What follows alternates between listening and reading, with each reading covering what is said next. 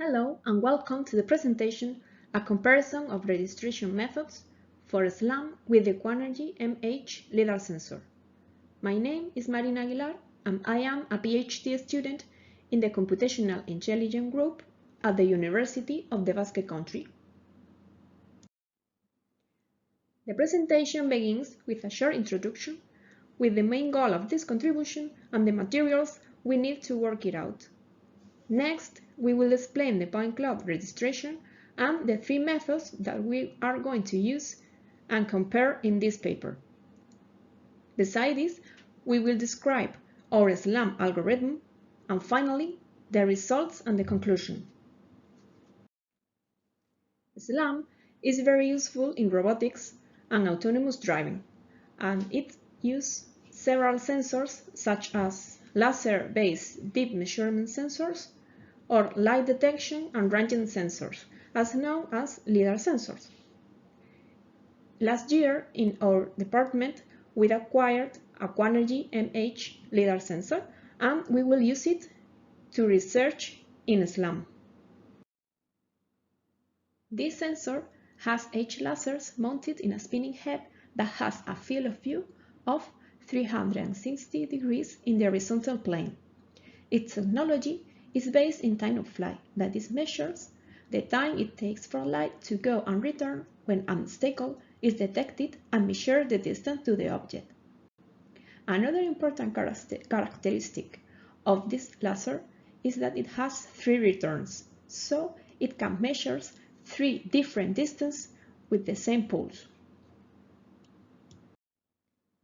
To obtain the 3D point cloud dataset, we mounted our LiDAR sensor on a mobile platform and performed the path showed in the slide at the Computer Science School.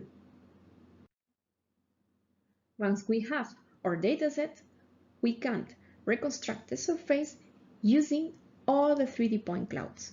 To do that, we are going to do the registration process for every single pair of point clouds.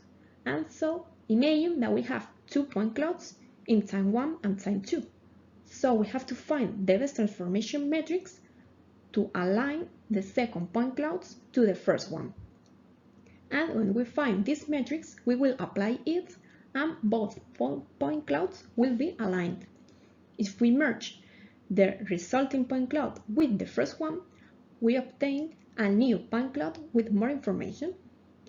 This way, if we apply this method to the whole dataset, we can reveal the indoor surface. But how can we find the best transformation metrics?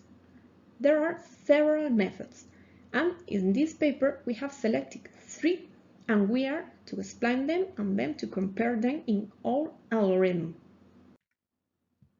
The first one is the iterative closest point, and it is the most popular and earliest method to register point clouds. It calculates the distance between 2 points and tries to minimize it.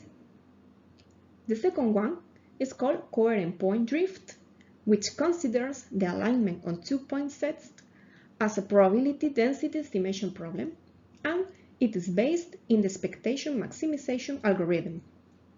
And the last one is the normal distributions transform. The approach is similar to the occupancy grids, and it models the content of every cell as a Gaussian probability distribution. This is the algorithm we have used to implement the SLAM in our dataset. This algorithm is the same for all the methods that we have described in the previous slide and has 3 steps. The first one is the preprocessing step.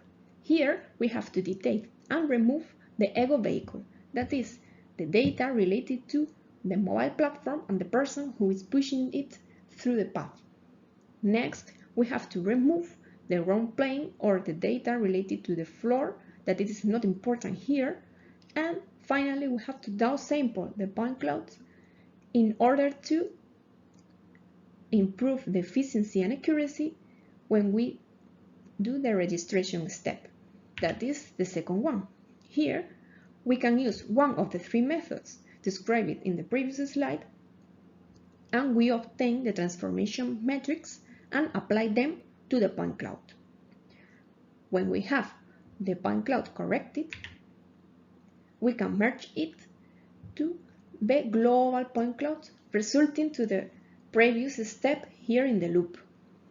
If we repeat this system for all the dataset, we can rebuild the indoor surface.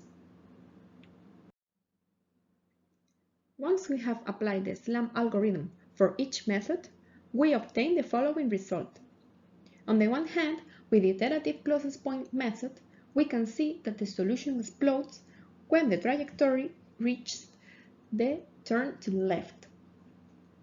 On the other hand, with the coherent point drift method, the solution doesn't explode, but it's grown because it thinks that the mobile platform returns over his steps. Nevertheless, with the normal distribution transfer method, we obtain a solution valid because we can reconstruct the indoor surface and get the path. The second result is related to the error and shows that with the normal distribution transfer method, we obtain less error than with the other methods. And when we achieve the turn to the left with the iterative closest point, the error explodes, as we could see in the previous slide. Finally, we show the surface over the current map, and we can see that we can obtain a revealed surface, and beside this, we have detected the furniture in the indoor space, like we can see with the arrow here.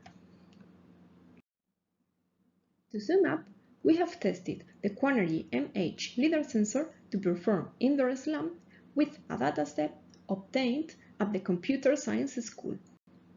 Besides this, we have developed an algorithm with 3 different steps: pre-processing, registration and merging, and we have applied this algorithm to the 3 methods to register 3D point clouds: iterative closest point, coherent point drift, and normal distribution transform. And the result shows that we can generate an indoor surface and a path with the data obtained with this sensor applying normal distribution transform method. And this method obtains better results than iterative closest point and coherent point drift method, because these 2 methods don't work properly on paths with curved sections. So that's all, and I would like to thank you for your attention, and I hope you have found the presentation interesting. For further information, you can access to our Zenodo repository using this QR code or the link shown, and where you can find the dataset, the scripts, the plots, and the paper. So thank you very much and have a nice day.